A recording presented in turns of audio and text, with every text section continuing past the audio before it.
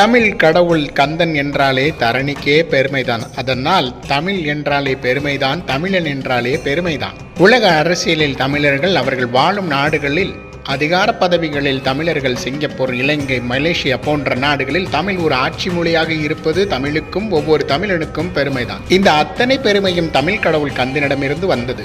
சங்க காலங்களின் இறுதி கட்டத்தில் தமிழகத்தை நோக்கி படையெடுத்த பிற மதத்தவர்கள் கந்தனை பெரும்பான்மையாக தத்தெடுத்தனர். இதை சங்க இலக்கியங்களும் பதிவு செய்தது. இதற்கு காரணம் என்ன தெரியுமா? அதிக மக்கள் பின்பற்றக்கூடிய ஒன்றாகவும் முதன்மையாகவும் தமிழ் கடவுள் கந்தன் இருந்ததால் பிற மதத்தவர்களும் தமிழ் கடவுள் முருகனை அவர்கள் மதத்தில் தத்தெடுத்தால்தான் கந்தன் முருகனும் அவர்கள் மதத்தில் ஒருவன்தான் என்று கூறினால்தான் மக்கள் பிற மதங்களை பின்பற்ற ஆரம்பிப்பார்கள் என்ற நிலை இருந்தது. மேலும் அதற்கு இன்னொரு முக்கிய வரலாற்று ஆதாரமும் உண்டு. குறிப்பாக தமிழ் கடவுள் கந்தனின் பெருமையை பார்த்த வட இந்தியர்கள் கந்தனை ஸ்கந்தன் என்று அழைத்தனர். இது ஒரு சமஸ்கிருத வார்த்தையாகும். கந்தனின் அருளும் ஆன்மீகமும் எங்கும் பரவ ஆரம்பித்தது.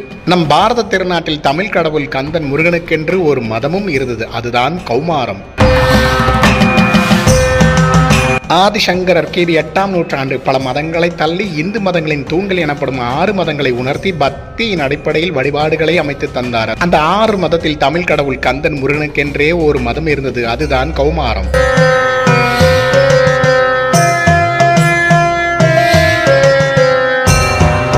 இதன் தொடர்ச்சி இன்னும் சில பதிவுகளில். மேலும் தலை சிறந்த தமிழ் மொழியின் கடவுள் கந்தன் முருகனின் அருள் பெற்ற யாவரும் தரணி முழுக்க தொழிலில், பதவியில், கல்வியில், ஆற்றலில், அதிகாரத்தில் என எத்தனை துறைகளிலும் தலைமையாகவும் முன்னிலை வகிப்பவர்களாகவும் இருக்க ஒரே காரணம் எம்பெருமான் கந்தன். தமிழ் மொழிக்கு தலைவன் திருச்செந்தூர் திரு ஆறுமுகன். அகிலத்தையே ஆட்சி செய்யும் மாசில்லா குழந்தை முகன் அழகன் முருகன்.